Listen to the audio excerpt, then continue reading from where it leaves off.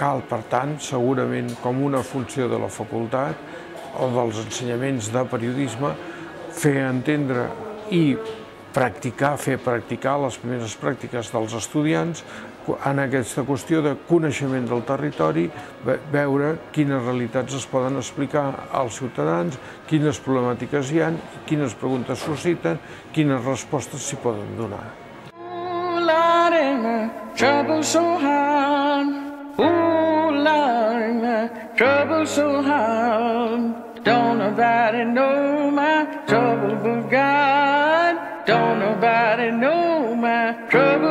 És un viatge en el qual, en aquest sentit, hi haurà uns 40 alumnes que tindran l'oportunitat de conviure durant una setmana amb diverses realitats mediàtiques catalanes i fer diverses pràctiques professionals en diversos entorns.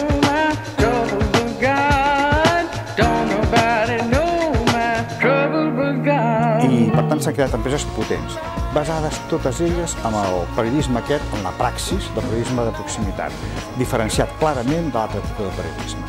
Per tant, aquest tipus de periodisme avui dia és un tipus de periodisme que hi ha que conèixer i d'aquí aquest viatge, d'aquí aquest acostament físic a conèixer el tipus de periodisme que es fa a Reus, a Tarragona, a Tortosa, a Lleida, a Girona, a Manresa, a Vic, etc.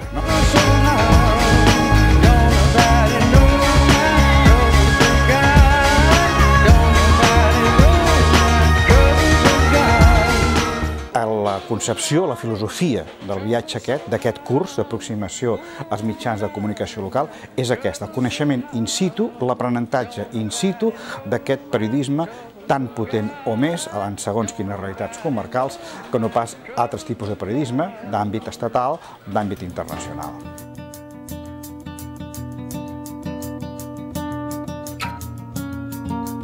Molt aprofitable de cara al futur.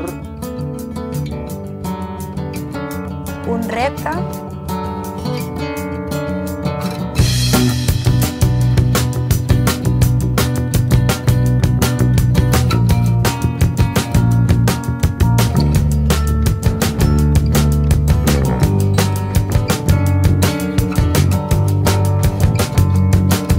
Treballen aquí, molta diversió i que aprens a espavilar-te.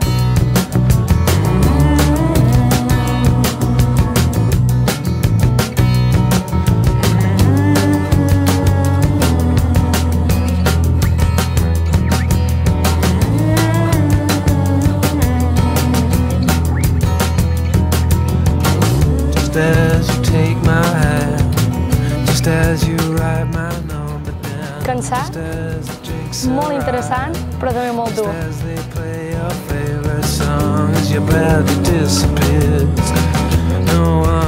dir, hem fet un semestre de política que no té res a veure, d'estructures que jo m'imaginava una altra cosa, llavors et fiquen aquí i clar, és tot molt diferent, no? Si a primer ja podem tenir aquestes experiències, doncs molt millor per al futur.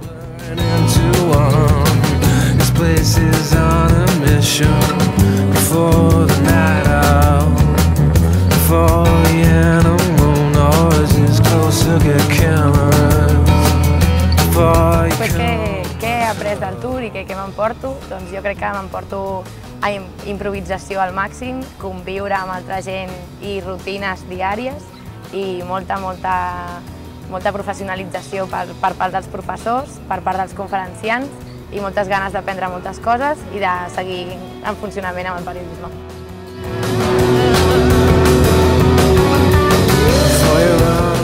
Realment, per això, per una vegada, posar-me davant de la càmera, a parlar, fer la meva pròpia petita notícia, una crònica. Però està molt bé que ja des del primer faci això.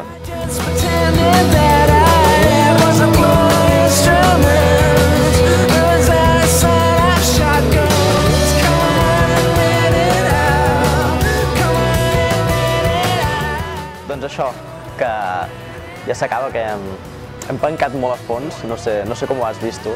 Bueno, jo he vist que això, no hem tingut molt de temps per res, saps? Només era de conferència en conferència i pendents de, bueno, nosaltres de la càmera, nosaltres del minidisc, que era, clar, no sé quants éreu vosaltres, nosaltres érem un grup de 9 persones, també l'organització, teníem 2 minidiscs, era una mica, posa el minidisc, no sé què, organitzar-te, saps?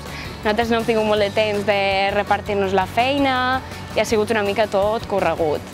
No, nosaltres el que ja vam fer com grups més petits, subgrups, cadascú s'encarregava d'un dia, malgrat això el primer dia va ser en plan massa, tots treballant junts, llavors ja vam anar veient que això, clar, fa que no...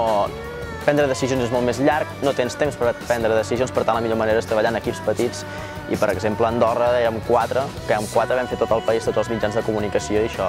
I penso que una cosa que realment en aquest curs es veu que falten més coses així en el que és la carrera en general. Activitats en què has d'anar a sac, presa de decisions ràpides, immersió i que és realment quan treballes i quan veus com es treballa realment, que estàs a un lloc, has de fer un report, tens una hora, temps molt limitat, has de pactar totes les tecles i fer-ho tot al moment.